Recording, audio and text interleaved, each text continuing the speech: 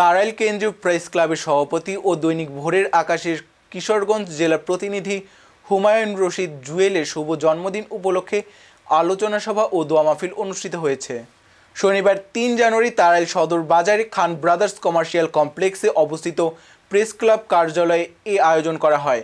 এতে উপস্থিত ছিলেন তাড়াইল কেন্দ্রীয় প্রেস ক্লাবের সভাপতি হুমায়ুন রশিদ জুয়েল, সিনিয়র সহসভাপতি নূর সালাম খান, দৈনিক জনবাণীর তাড়াইল উপজেলা প্রতিনিধি ও প্রেস ক্লাবের সাধারণ সম্পাদক Al Mamun Khan, the daily country টুডের Tarail উপজেলা প্রতিনিধি জুবাইর আহমেদ জুয়েল, দৈনিক ক্রাইম তালাশের মাকদুম সাত্তার রুবেল, দৈনিক সংবাদ বাংলাদেশের দেলোয়ার হোসেন জিহাদি, দৈনিক স্বাধীন সময়ের ওমর খান সানি ও বিশিষ্ট সমাজসেবক আবু তাহের।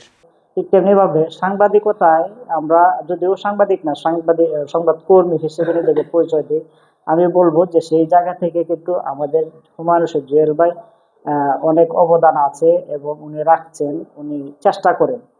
সম্মানিত সভাপতি জনাব হুমায়ুন রশিদ জুয়েল ভাইয়ের জন্মদিন উপলক্ষে আমরা শরিয়া মোতাবেক যদিও আমরা জন্মদিন বলছি, মোটামুটি অনেক দিন যাবতীয় আমরা অনেকে মিলে শুরু করছি।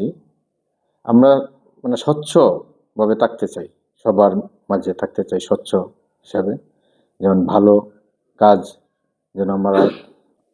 আমি তাড়াইল বাস স্ট্যান্ড, পুরান বাস স্ট্যান্ডের মোহাম্মদ আব্দুর রব, স্থানীয় ইউনিয়নের। আমার বাবার নাম হল মৃত আব্দুল আলী, মেম্বার।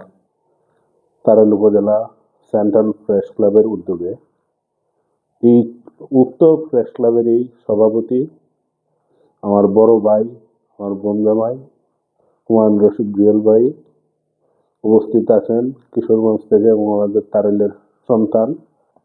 তো আমি ছোটকাল থেকেই চেষ্টা চালাচ্ছিল হাই স্কুল শিক্ষক হবো, কিন্তু শিক্ষকতা 12 বছর করেছি একটা হাই স্কুলে।